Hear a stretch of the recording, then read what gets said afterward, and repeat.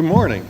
I know we don't have any visitors here, but just in case, we have some online with our streaming video. I'm Dale Johannesmeyer, and I'm an elder here at Scots Kirk. On behalf of Pastor Jim Mitchell and the session of Scots Kirk, I'd like to welcome you to this worship service. It is good to be together. One point I would like to make is that if you're having trouble at home with the audio, please text the following number, 843-822-0522. That's 843-822-0522. The announcements are in the email that was sent to you. If you're not getting that, please call Corinne at the church and she will get you that.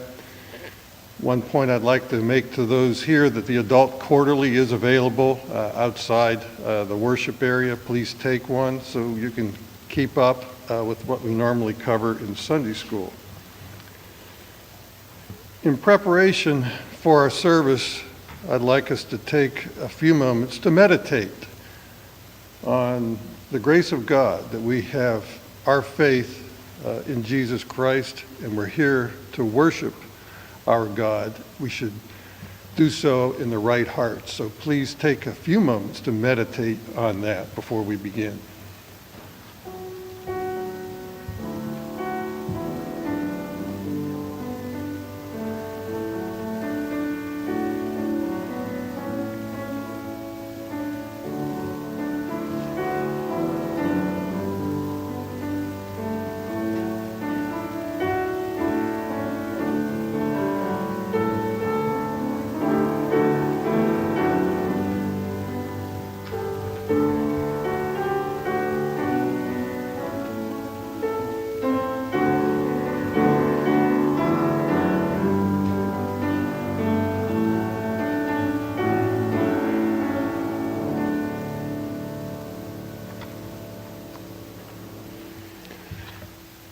Our call to worship this morning is from Hebrews chapter 4, verses 14 to 16. Since then we have a great high priest who has passed through the heavens, Jesus the Son of God. Let us hold fast to our confession. For we do not have a high priest who is unable to sympathize with our weaknesses, but one who in every respect has been tempted as we are, yet without sin. Let us then with confidence draw near to the throne of grace, that we may receive mercy and find grace to help in time of need. Let us stand and sing our first hymn, our hymn of the Holy Trinity, Come Thou Almighty King, and the words are in the bulletin.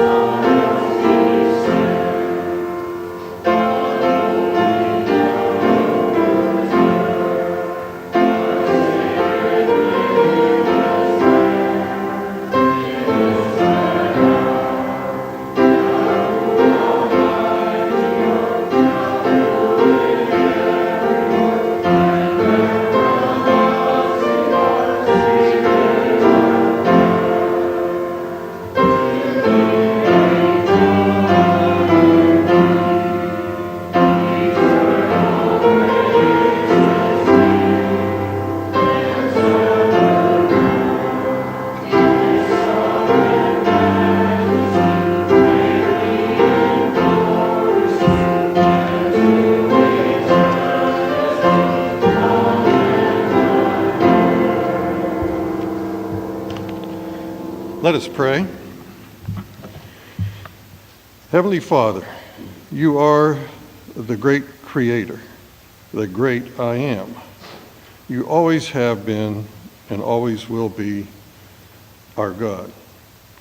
By your grace, we have hope. Even in troubled times as these, we seek to glorify you not by showing fear of the afflictions and the conflicts in the world, but to glorify you by showing our faith in Jesus Christ. Today, as we worship you, we seek your presence. We ask that you shine your light upon us. Through your light, may we bring comfort to those who are fearful. As we worship you today, may we understand that through prayer and supplication, we can bring our concerns to you, and you will give your peace to us. We ask these things in the name of our glorious Savior, Jesus Christ, who taught his disciples to pray, saying, Our Father, who art in heaven, hallowed be thy name. Thy kingdom come, thy will be done, on earth as it is in heaven. Give us this day our daily bread, and forgive us our debts, as we forgive our debtors. And lead us not into temptation, but deliver us from evil. For thine is the kingdom, the power, and the glory forever. Amen. Our confession of faith this morning is from the Belgic Confession. And it's one that I don't believe we've ever used in a worship service here at Scots Kirk. So I think putting it a little bit in context is important.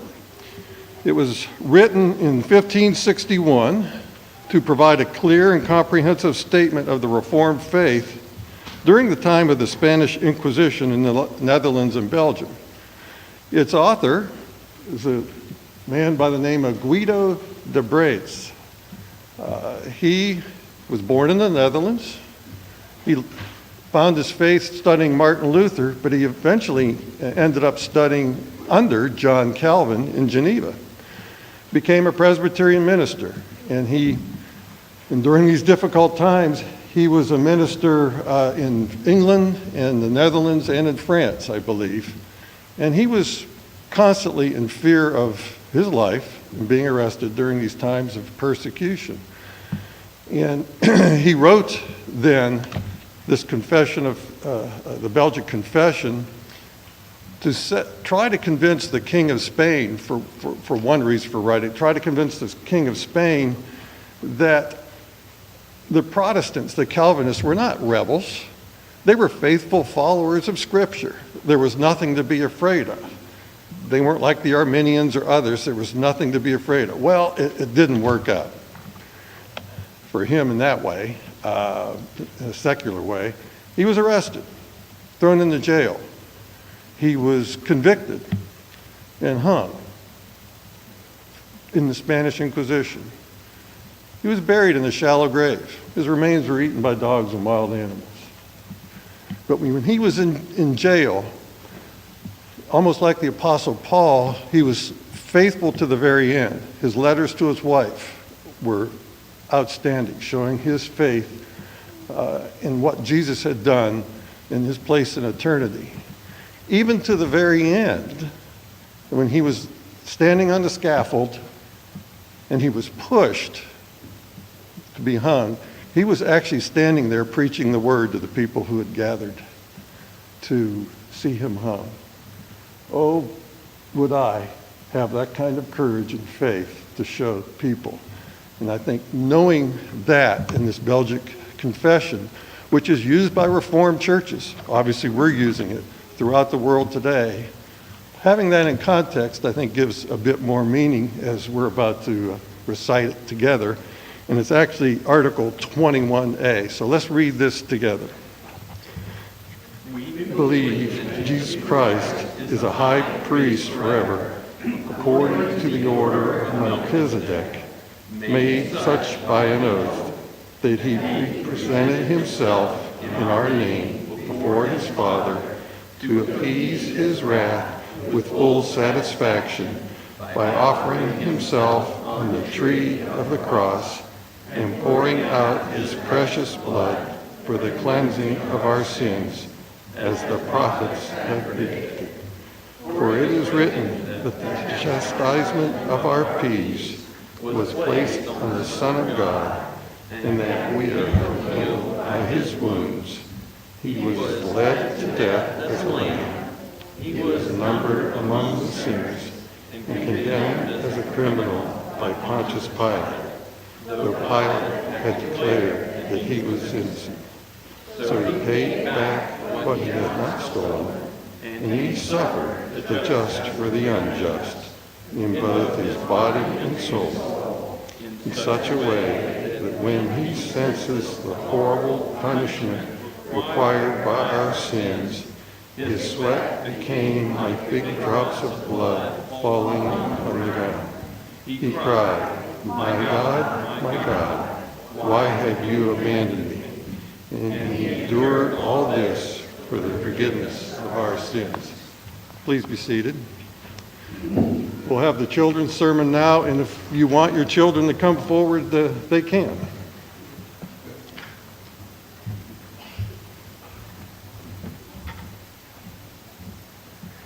All right. We've got a brave soul. Good morning. Oh, we got another one coming. There we go. Now, unfortunately, you guys that are watching on live stream can't see them coming down, so I apologize for that. But it's nice to see you guys here. And girls. And girls, yes, yes. I say guys in the vernacular. It's you friends of us. How about that? So today we're celebrating what? Father's Day, right? Our fathers are pretty cool, aren't they? Yeah, you know. It was like when I was growing up, no. You don't want to be seen with your dad, right? But it was one of those that deep down, I knew that everything that happened to me from him was because he loved me. There were times where he praised me because I did well. But there were a lot of times where he disciplined me because I wasn't doing what I should do. Now, I thought he was pretty mean when he did that. But as I got older, I had to go to my dad and apologize because I was so hateful to him sometimes. Because I look back now, and if he hadn't disciplined me the way he did, I wouldn't be what I am today, a child of God.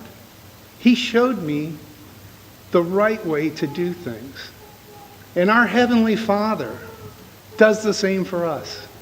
He praises us. He wraps us in his love. But he reminds us, by being his, there are certain things that he wants us to do. And if we don't, there are consequences for that. So just remember that when your dad disciplines you, it's not because he hates you. If he did, he wouldn't care. He disciplines you because he loves you. Let's pray. Dear Heavenly Father, so often we think of discipline as a bad thing. But Lord, you remind us that if you didn't love us so much, you wouldn't discipline us and guide us and grow us to be more and more like you. In Jesus' name we pray. Amen.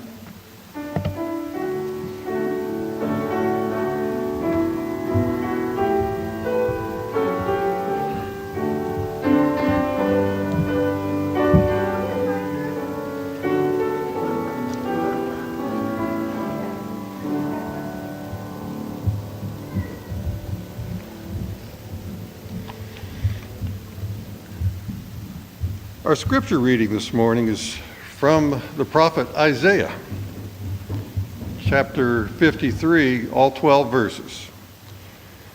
Isaiah 53 should be very familiar to us committed Christians. It's often quoted. Interestingly, It is so powerful, it is exalted by many and ignored by others. Believers in the Messiah revel in this great section of Isaiah. Jews, however, who reject Jesus as the Messiah, refuse even to read Isaiah 53 in their synagogues. Although this section is written by the prophet Isaiah, many theologians refer to it as gospel and not prophecy. Hear the word of God. Who has believed what he has heard from us, and to whom has the arm of the Lord been revealed? For he grew up before him like a young plant, and like a root out of dry ground. He had no form or majesty that we should look at him, and no beauty that we should desire him. He was despised and rejected by men, a man of sorrows and acquainted with grief, and as one from whom men hide their faces, he was despised, and we esteemed him not. Surely he has borne our griefs and carried our sorrows. Yet we esteemed him stricken, smitten by God, and afflicted. But he was pierced for our transgressions. He was crushed for our iniquities. Upon him was the chastisement that brought us peace, and with his wounds we are healed. All we like sheep have gone astray. We have turned everyone to his own way, and the Lord has laid on him the iniquity of us all. He was oppressed and he was afflicted, yet he opened not his mouth. Like a lamb that is led to the slaughter, and like a sheep that before its shearers is silent, so he opened not his mouth. By oppression and judgment he was taken away. And as for his generation, who considered that he was cut off out of the land of the living, stricken for the transgressions of my people, and they made his grave with the wicked and with a rich man in his death, although he had done no violence, and there was no deceit in his mouth. Yet it was the will of the Lord to crush him. He has put him to grief. When his soul makes an offering for guilt, he shall see his offspring. He shall prolong his days. The will of the Lord shall prosper in his hand. Out of the anguish of his soul he shall see and be satisfied. By his knowledge shall the righteous one, my servant, make many to be accounted righteous, and he shall bear their iniquities. Therefore I will divide him a portion with the many, and he shall divide the spoil with the strong. Because he poured out his soul to death and was numbered with the transgressors, yet he bore the sin of many and makes intercession for the transgressors. The grass withers, the flower fades, but the word of our God shall live forever.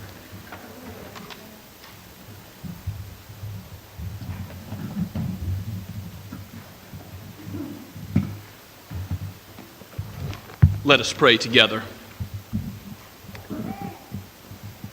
O Lord, our Lord, how majestic is your name in all the earth. It is good to come before you, to declare your greatness, to declare, Father, Son, Holy Spirit, your perfections, your beauty, your goodness, your justice, so that Christ himself was given, the just for the unjust, to forgive our sins, to save sinners, enemies that he called friends. What a salvation, what a redemption this is. And so we come today not in any standing of moral uprightness in ourselves, but in the righteousness of Christ, in his sinlessness in thought, word, and deed, all of his life, and in his atoning blood, which he presented as the spotless Lamb of God, as a once-for-all sacrifice, so that we might be cleansed from our past and present and future sin. O Lord, you are to be glorified, even as the angels glorify you in heaven. Let us now join with them to proclaim, Holy, holy, holy is the Lord God Almighty, who was and who is to come. Oh, Father, guide and direct us as your people by your word, that we would receive that which is better than silver or gold, that which is sweeter than honey from the honeycomb, and that it would penetrate our hearts, that we would not only be hearers, but doers of it, Help us, Father, to mature as the sons and daughters of the Most High that you have called us to be, to walk according to the truth which you have written and you have generously given to your church. Lord, if there are any who have not yet come to know Christ as their Lord and Savior, open their hearts today to receive what is preached and be present amongst us. Abide with us, whether meeting online or here in this room. Lord, be present with your people to bless, to grow us in the knowledge of the Lord Jesus Christ, to mature us as saints. For this is your day, and we rejoice and are glad in it. Father, we thank you for our fathers, and we pray that you would help us to lead and guide our children in the ways of wisdom, not according to folly, but according to the wisdom that comes from on high, from you. Father, we thank you for the children in this congregation. We think about how Jesus called us to have a faith that is not childish, but is childlike, is humble, and simply trusts in your word, leaning not on our own understanding as if we would be the final judge, but Lord, going to you and knowing that you are the judge of all that is right, all that is true, all that is beautiful, all that is good, and looking to you for understanding, to understand this world aright, looking through the lens of your word at all things. Help us, Lord, to do that as a people, as Scots Kirk. Help us as a congregation. Help us as leaders, as those who are called to be elders and deacons. For those you will raise up to leadership in the future, we pray for them even now, as we pray for those currently in office. Oh, guide us by your wisdom, O Lord. We thank you, Father, for those churches that are gathered together right now, perhaps earlier or later today, on your day, that preach the word, that exalt Christ. And we pray for blessing to come for all those who receive the word in these other buildings, these other online settings where Christ is preached. And we praise you and thank you that your kingdom is far greater than we ourselves. We thank you, Lord, that you have called the Shem Creek Church to be present in the Low Country, and we ask for you to bless them in a similar way and help us to plant other churches here in our area. Bless our city through our activity. Bless Summerville as you've called us to be salt and light here. Father, bless the Low Country Pregnancy Center. We long to see a day where abortion will be known no more in a civilized society. Father, let it be so. And we pray for the efforts of this agency, that they would be able to minister the truth in love to hurting mothers that come to them with preborn children. And we ask for your grace and wisdom to be poured out through that ministry.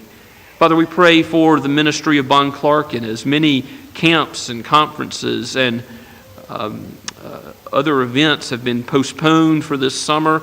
We look forward to Synod and ask your will be done in the ARP Church, that you would guide us as a denomination to do nothing except that which glorifies and is faithful to you and your word. Father, we pray for the ministry to children and teenagers and to church conferences and retreats in that place, and pray for the leadership there as well.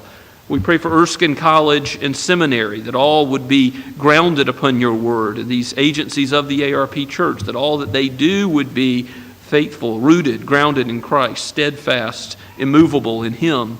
And Father, we pray for other Reformed seminaries. We know that many denominations look to many across this land, some of which you have brought back from the way of abandoning your word to faithfulness, and we thank you for that. Others you've raised up as new places where men might be taught the gospel to one day preach it. And we pray for our own number, that you would raise up ministers of the word from amongst us, from some who are yet young, for some who are testing their gifts even now for some who are perhaps older. Lord, let there be those who would go on short-term mission trips from amongst our number. And perhaps, Lord, if you would call to the mission field, to a strange land, a strange people, perhaps speaking a strange language, but yet as brothers and sisters to go out with the gospel, the same gospel, the one Lord Jesus, one faith, one baptism, one God and Father over all, and who is in all. Lord, as you call out your people to every corner of the globe, we pray that you would do that amongst us. For we know that the situation of all men, of all race, and of all socioeconomic status, Lord, the situation of all men is the same. We stand in need, desperate need, for your redeeming love, for the provision you have made in the Lord Jesus Christ, the one who was wounded for our transgressions, crushed for our iniquities, and by his chastisement brought us peace. And so let there be peace with man and man. Lord, work in the cities that have been disrupted, and they are many. There are many who are fearful, who are afraid. We pray for safety from this virus, as well as we pray for the situations facing small businesses and the riots that are occurring. Lord, let your justice be present in our society. We long to see more of it. There is too much sin. There is too much sin in our own hearts and in this world. And we know that the evil one is defeated. We know that someday soon all will be made new, and we will not struggle with sin any longer, and there will be a new heavens and a new earth, and we will no longer fight as the church militant, but we will be amongst the church triumphant. And so give this hope, this great hope, to all your saints today, even as we think of those saints who have gone before and fought the good fight, finished the race. In the name of the Lord Jesus Christ, the captain, the author and finisher of our faith, we pray. Amen.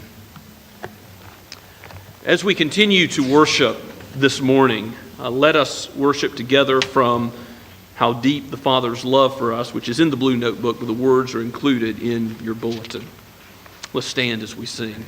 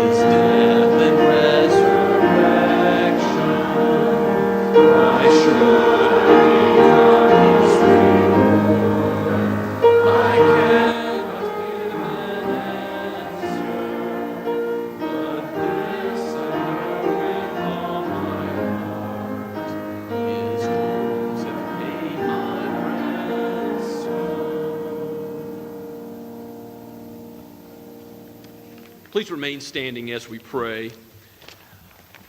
Oh, Father, you own this world and all that is in it. You have generously given your only beloved Son. How will you not also with him not give us all things? You are the Lord who will one day give us life with you, communion with you, the knowledge of your face. And in your heaven there are many mansions which you have prepared, many places you have prepared for your children. So let us go now with the gospel that you have given us and use the talents and gifts and energy. Let our lives be living sacrifices for you, because you have given them to us so that we might glorify you. And let these tithes and offerings be used not for the will of any man or church or denomination, but for the glory of the Lord Jesus Christ. For we pray this in his mighty name. Amen.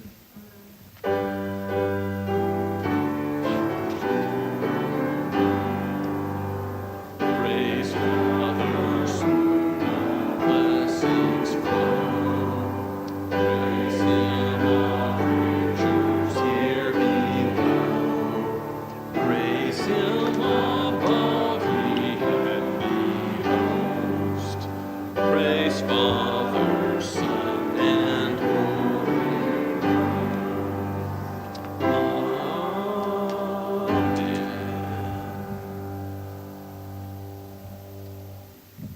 Please be seated and turn with me, if you will, in your copy of God's Word to Colossians. Colossians chapter 2.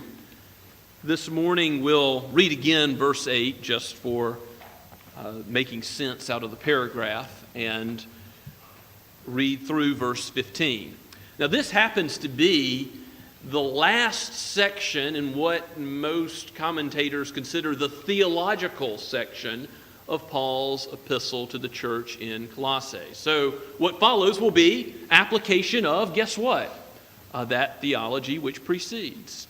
So this is more important theology about Christ, full with a famous expression speaking about who we are in him and the forgiveness of sins and high calling that he has given us.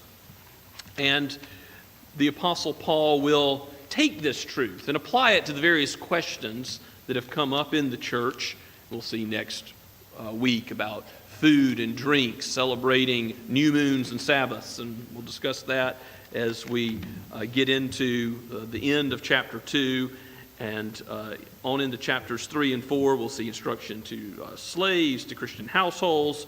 We'll see instructions that relate to the life of the church together in applying this Christology, this theology of who Jesus is, to our lives as Christians, those who follow him. So let us hear God's word again from Colossians 2 at verse 8, going down through the 15th verse. This is penned by Paul the Apostle, breathed out by the Holy Spirit for each of us today.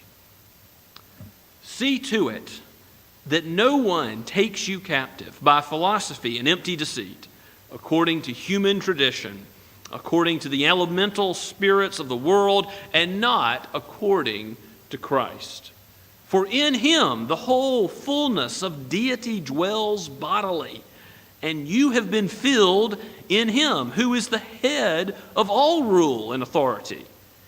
In him also you were circumcised with a circumcision made without hands, by putting off the body of the flesh by the circumcision of Christ, having been buried with him in baptism, in which you were also raised with him through faith in the powerful working of God, who raised him from the dead. And you, who were dead in trespasses and the uncircumcision of your flesh, God made alive together with him, having forgiven us all our trespasses, by canceling the record of debt that stood against us with its legal demands.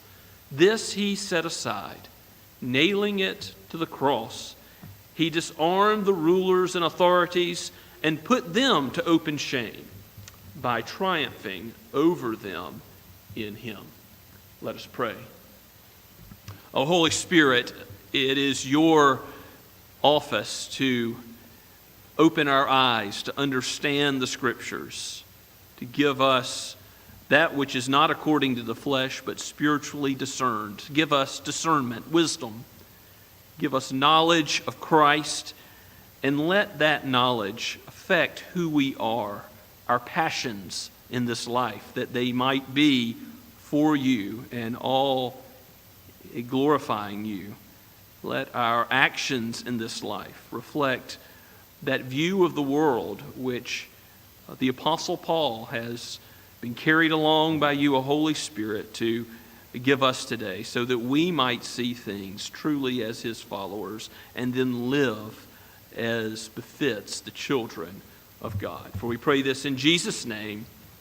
Amen. So if you remember the situation in the church at Colossae, there are false teachers. They are taking some people captive by empty philosophy, deceit. They are not so much teaching a view of the world that you think about in Philosophy 101 class at college, but they are teaching what is the way of wisdom, what is the spiritual way to understand life. And they say there's a mystery you've got to know. They say there's something beyond Christ, something more than Christ. And so Paul's been arguing in the beginning of chapter 2 against that. Don't be taken captive into thinking there's anything more than Jesus that you need, that Jesus is sufficient for your salvation, that he alone forgives sins, that nothing else needs to be added to him. So in telling the members of the church at Colossae not to fall into any human traditions or elemental spirits, anything based on this world but not based on Christ, the apostle goes on in the 9th verse and says that it's in Christ that you actually have the fullness of deity dwelling bodily. Now, there's a great statement about Jesus, right? That he is, as the Nicene Creed put it, in 325. Actually, that council opened on July 19th, 325 AD. So around this time of the year, roughly 1700 years ago, they proclaimed Jesus is very God of very God. And right they were, because in Jesus Christ, all of the fullness of God, the divine creator who spoke the whole world into existence, who holds every molecule in place, who will direct it all to his ultimate ends and consummate it all, he is in one person, the Lord Jesus Christ, who is truly human, but he's also truly divine. He is two natures in one person, and that divinity is complete in him.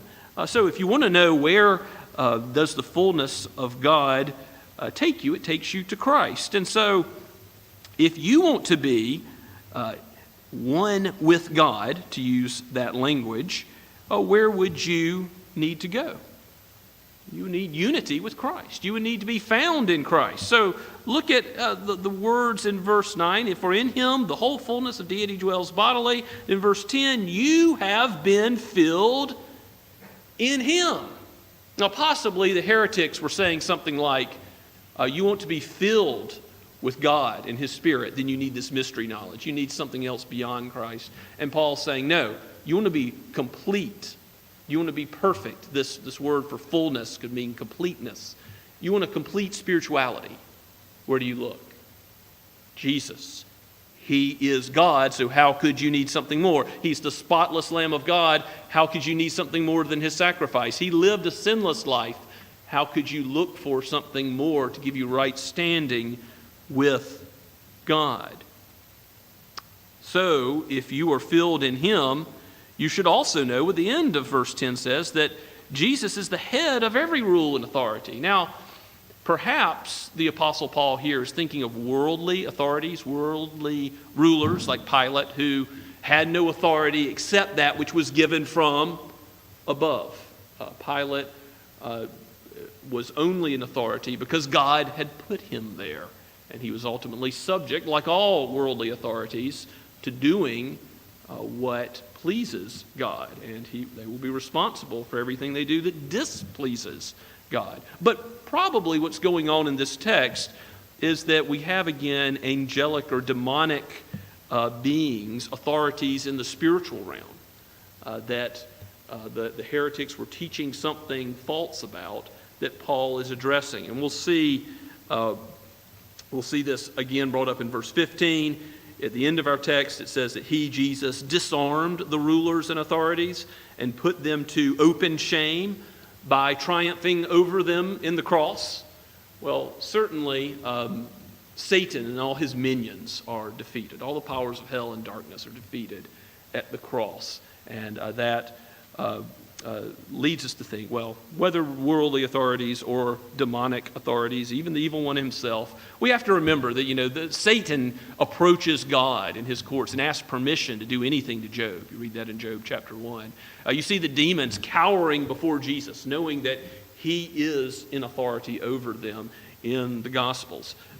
You know that it's not as if God and the forces of evil are equal and opposite. No, they are subject to the Lord, who in this world has allowed evil for a time, but is using it for his good ends, even taking it on in the cross, and even Jesus defeating it, taking on the punishment of our sin for us.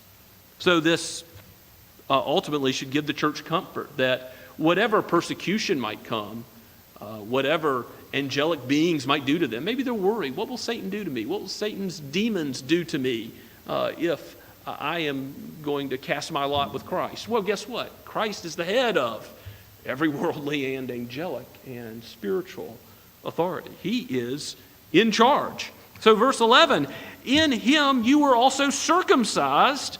Remember, this is something that was instituted by God to be done to every male Israelite. Moses himself got into trouble for not following this ceremonial law in the Old Covenant.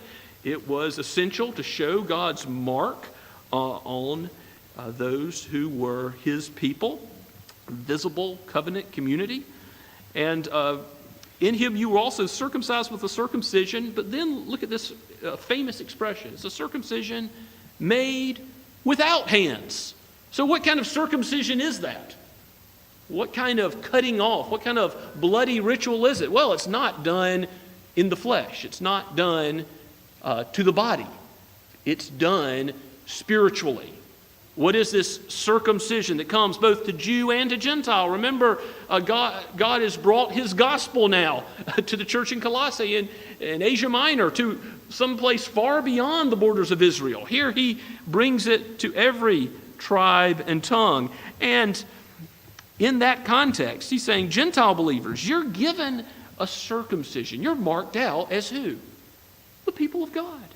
You're marked out just like a Jew to be God's chosen. A circumcision not made with hands. Now, there was a sacrifice. There was a bloody sacrifice that was given for those who get this circumcision not made with hands, because there was a putting off of the flesh by the circumcision of Christ. We are changed in our orientation of being fleshly to spiritual because Christ gave up his body to die. He was buried for 3 days. He was in the heart of the earth, and then God raised him to life again. But Christ took on the punishment for our flesh so that we wouldn't live according to it any longer, so we would be made new creatures in him. This putting off of the flesh, I think, refers to the body of Christ. And by his circumcision, it's talking about what Jesus suffered outside the gate, what Jesus suffered on the cross. That was the true circumcision, the bloody sacrifice of Calvary, that which he did not deserve. He was condemned as a criminal, just as we heard from the Gospel of Isaiah, read earlier in your hearing. This was God's inflicting the justice, the wrath that we have earned by the wages of our sin, which is death, Romans teaches. And Christ took it on for us, for our salvation, for the forgiveness of sins. And of course, that's where Paul goes with this. He talks now, having brought up what Christ did as his his sacrifice is given to both Jews and Gentiles. Look at verse 13. He's going to go to the right of the heart of the forgiveness of sins. And you who were dead in trespasses, that reminds you of Ephesians chapter 2, doesn't it? Right? Same language that Paul used to the church in Ephesus. You who were dead in trespasses, not just sick, not just needing something added on to your life for true spiritual progress, but without hope in this world except for the work of Christ. You who were dead in trespasses and the uncircumcision of your flesh, the uncleanliness, being separated out, called not the people of God. You who were dead and uncircumcised in the flesh, God made alive together with him. You were dead and God made you alive. As Ezekiel chapter 37 talks about the dry bones in the valley. He says, Ezekiel the prophet says, Lord, can these bones live? God asks Ezekiel that, and he replies, Lord, you know. And what's the answer? Can the bones live? Can that which is dead be made alive again? With God, with man it may be impossible. But with God, all things are possible. And you see that great picture of flesh and sinews coming onto the bones so that they live again. It's a picture of the gospel. It's a picture of what God does to us spiritually when we come to believe in Christ as Savior. When we come to know him as our Lord and the one who forgives our sins. So God has taken us out of the kingdom of darkness into the kingdom of his beloved Son. He's made us alive together. We were who were dead. And he has forgiven us all of our trespasses. I've got a quick little excursus here. You might say, trespasses or debts in the Lord's Prayer. I suppose that if you've been attending Scots Kirk for a while, you say debts. But I know if you've been praying the Lord's Prayer for a while and you grew up in another tradition, you might say trespasses. That's okay. It means roughly the same thing, doesn't it? That we owed something to God and we didn't pay it in terms of a debt. Punishment was due us. Christ took that punishment. Now, a trespass is we went beyond where we should have gone. We owed God obedience, but what did we do instead of giving the obedience owed? Again, trying to connect the debt language to the trespass language. We went on ahead. We went our own way. We transgressed his law, positively breaking it, and then we also failed to do it. We failed to do the good which was required of us, to love God and to love our neighbor as we ought. So Christ has lived the life we should have lived. He died the death we should have died. He is our substitute. And you can't miss that in Isaiah 53, can you? That substitutionary language again and again. The just for the unjust, wounded for our transgressions. His chastisement brought us peace. All these expressions over and over again tell us that Christ is the substitute. And that should be no surprise, because what does the old covenant teach? Through the sacrificial system. Why were there sacrifices offered up for the people of Israel? Priests, day after day, another lamb, another goat, another bull slaughtered. It's so Israel would see this is what sin deserves. And there's got to be another to take your place. And of course we know it's not ultimately the blood of bulls and goats that took away sin, but they pointed forward to Christ. Those were the shadow. Christ is reality. The reality is here. And so our debt is canceled. That wonderful expression in verse 14, that by Christ, the way he forgives our trespasses, the way he takes away our debt, the way he pays it and says it is finished, is by canceling the record that stands against us. It's a record of debt that stood against us with all of its legal demands. Was God right to say, you have sinned, therefore what you justly deserve is death? Yes, God is right to say that. God is absolutely just in condemning the guilty. And Jesus cancels all of that. He pays it all on the cross. With that cry, it is finished, he uses a legal term, a banking term, saying it is paid. It is done. It is taken care of. You who have faith in Christ, you who trust him as your hope for heaven, not your own good deeds, not your own life, but you trust Christ's life. You trust his record as the reason why God should let you into his presence. The reason why you come boldly before the throne, that we sing his praises and pray to him now. Why is that? It's because we trust in Christ. What a Savior this is. And there are many hymns that glorify the nature of Christ and the forgiveness of our sins and how amazing that is. But I have to think of Rock of Ages. Nothing in my hand I bring, nothing else besides Christ. Simply to the cross I cling. Naked come to thee for dress. Foul I to the fountain fly. Without Christ, indeed we do die. That hymn rings true and reflects this great cancellation of debt that Paul puts before us as the heart of the gospel this morning. He sets all the legal demands aside, our death that we should have died, by nailing it to the cross.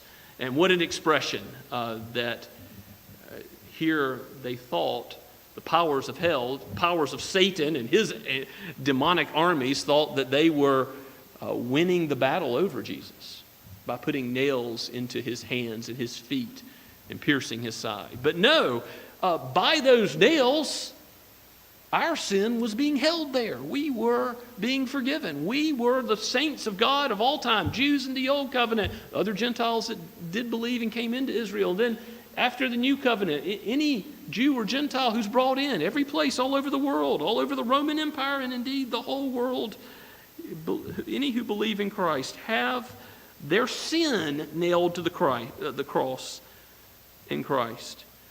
And so Paul thinks ahead to the implications of this.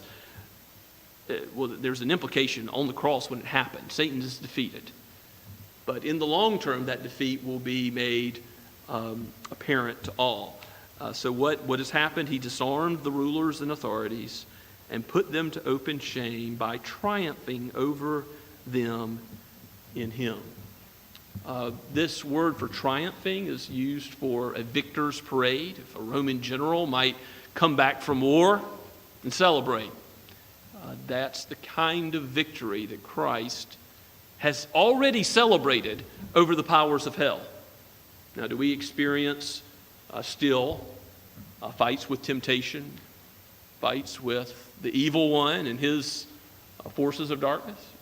We've been studying Fighting Satan in our men's group of the Bereans on Wednesday night. This is a reality. The scriptures again and again talk about the reality of the evil one, of sin both in our hearts, in us, but also outside us, in the system of this world, this present evil age, in the influence that Satan and demons have. But is that anything to be worried about? No. It's not, because Jesus has conquered them. Jesus has already disarmed them. They have no way to defeat the Christ of Revelation who comes in victory on a white horse. Praise the Lord. A few applications from this text that, again, we're going to see the Apostle Paul make all kinds of applications as we continue to move forward through Colossians. But a few applications as we think on the greatness of Christ.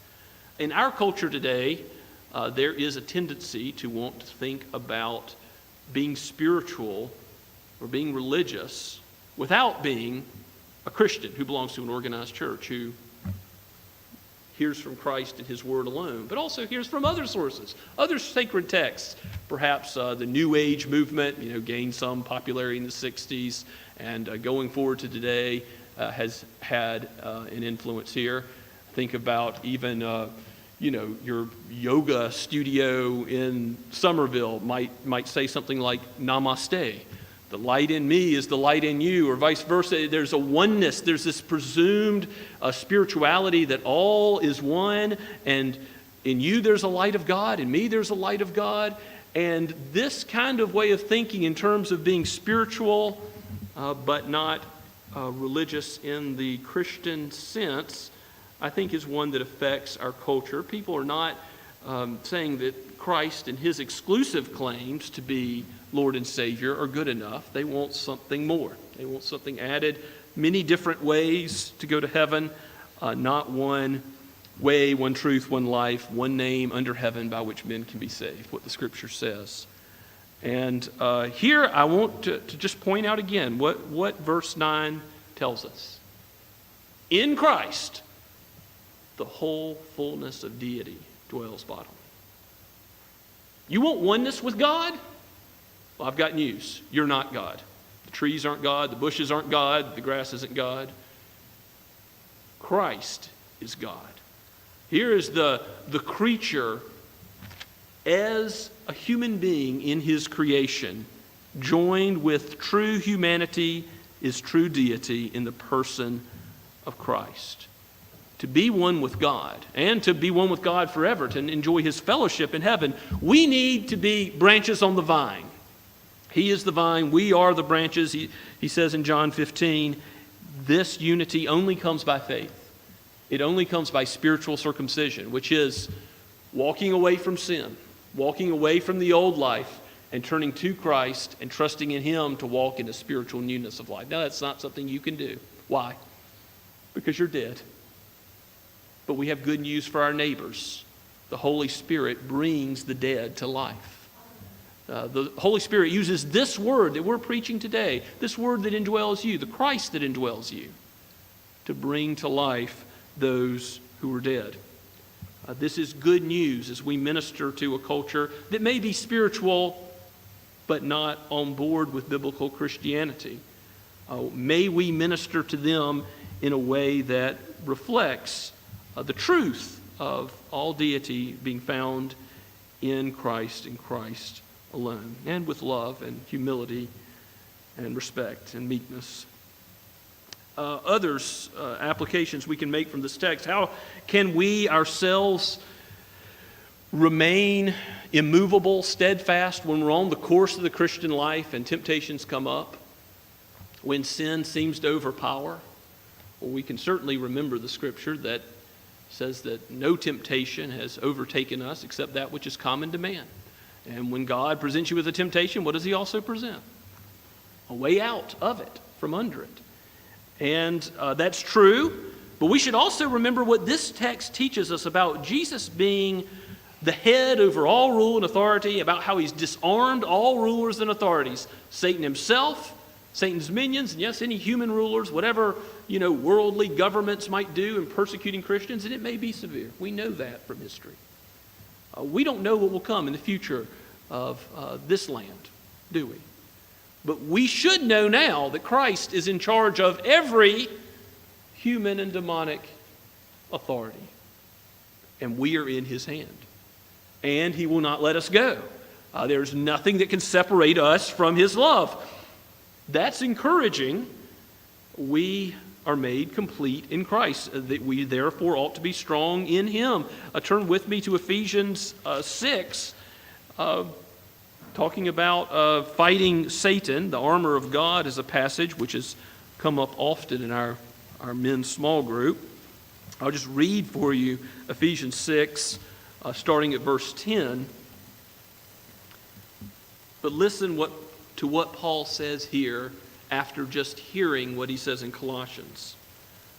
Ephesians 6:10. Finally, his final exhortation in this epistle. Be strong in the Lord and in the strength of your own might, your own flesh, your own ability to withstand temptation or the forces of evil. No. Be strong in the Lord and the strength of his might. How can you overcome temptation? How can you actually change as a person and become more like Christ when some temptation seems to come up again and again in your life? How can you change? Is it through some special psychological, do a 12-step path? No, the path to change is through the Holy Spirit.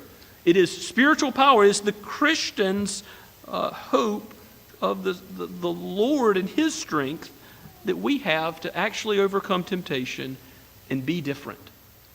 Let old habits go, to walk in newness of life in Christ to which we are called. And so it's in that context that Paul says, well, put on the whole armor of God, that you may be able to stand against the schemes of the devil. Verse 12, for we do not wrestle against flesh and blood, mere human issues, but demonic. But against the rulers, against the authorities, against the cosmic powers over this present darkness, against the spiritual forces of evil in the heavenly places. Therefore, take up the whole armor of God, that you may be able to withstand in the evil day, the day of trouble, the day of strong temptation, of darkness, of despair, of hopelessness, that in the evil day you may be able to stand, and having done all, to stand firm. Stand therefore, having fastened on the belt of truth, having put on the blessed breastplate of righteousness. What is the blessed breastplate of righteousness if that is not Christ himself? Righteousness comes from Christ. Put on the shoes for your feet. Put on the readiness given by the gospel of peace in all circumstances. Take up the shield of faith. It is faith in Christ that secures us. And with that shield you can extinguish all the flaming darts of the evil one, and take the helmet of salvation and the sword of the Spirit, which is the Word of God. Praying at all times. Now, Paul sort of throws praying here. I mean, we just talk about the Word as the offensive weapon, the Spirit of the sword of the Spirit, but he throws in prayer as sort of what undergirds the whole armor. You're to be found with faith in Christ, always in communication to Him, because you're connected with Him. You are connected by union with Christ, by your faith, to the fullness of deity. So don't neglect this great privilege we have of prayer. And that's especially true when there's temptation. How are you going to fight temptation if you don't pray to God and ask for His strength and power and might? How will you expect God to strengthen you if you're not in His Word and joining that with prayer? He will use these things to change who you are by the work of the Holy Spirit. So use the sword of the Spirit, His Word. Pray at all times in the Spirit, the same Spirit who gave the Word. And with all prayer and supplication, to that end, keep alert with all perseverance, making supplication for all the saints. Pray for one another. Don't just pray for yourselves and your own spiritual battles. Pray for one another. And Paul even goes on to say in verse 19, and also pray for me. Pray for your leaders. Pray for those who shepherd the flock, that words should be given to me in opening my mouth boldly to proclaim the mystery of the gospel, for which I am an ambassador in chains, as the gospel goes forward, even while Paul is in prison, that I may declare it boldly as I ought to speak. Well, this life that we have in Christ and a deadness to sin also ought to give us encouragement even when we do fail. When we have sinned against God and know our guilt, what can we say when the tempter wants to throw that in our face? My sin is nailed to the cross. I am spiritually circumcised, and a circumcision without hands in Jesus. I am marked out as God's child. I am marked out as one of His people. I'm His, and then nothing can take that away. As the other hymn that I've quoted in your outline, "In Christ Alone," says, "No power of hell, no scheme of man can ever pluck me from His hand." Quoting from Romans chapter 8. The victory parade is Christ. We cannot be taken away from His love. So that means when we fail, we can go to Him knowing that our sin is forgiven, and with thanksgiving worship Him even though we come a sinful people, a frail people, a broken people, an evil people. Christ, it says, how then can you, even being evil, speaking of fathers, give good gifts to your children? Well, as a father, I recognize that's where I am. I am evil, a sinner. I have a heart that's desperately wicked. And yet even an earthly father knows how to give good gifts. And so Jesus makes the application that how much more will your good heavenly Father not give you good gifts? We are evil, but Christ in His forgiveness is great. He has nailed our sin to the cross, and it ought to also encourage us to walk more faithfully in the future as we see what the Christian life is all about, as we learn more about what Jesus requires of us, to know that Jesus has already paid it all and that he's called us not to live in sin any longer. And this is the subject of what Paul gets at in Romans chapter 6. You're dead to sin, but you're alive in Christ. You're not a slave to the flesh, but you have a new life that you're to walk in. So no longer live as one who's in bondage. Live as a free, spiritually free person in Christ. May God be praised. Let's pray together. Lord, we thank you for this text, for the Savior it proclaims, for the glory of Christ presented.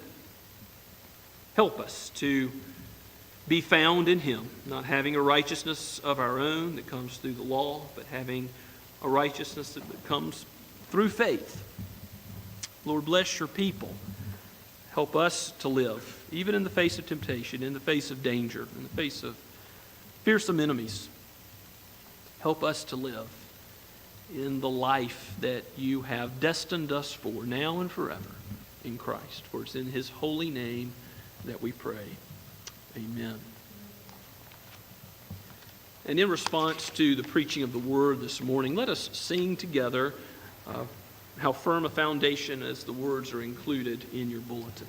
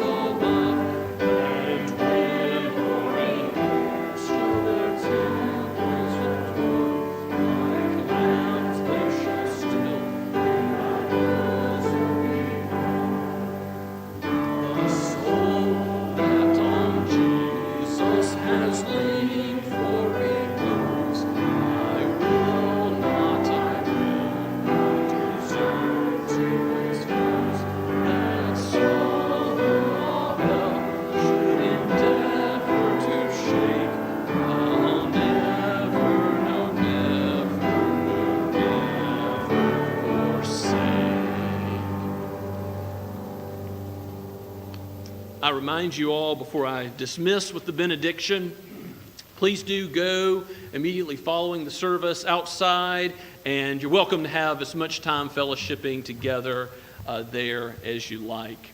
Now receive the blessing of God.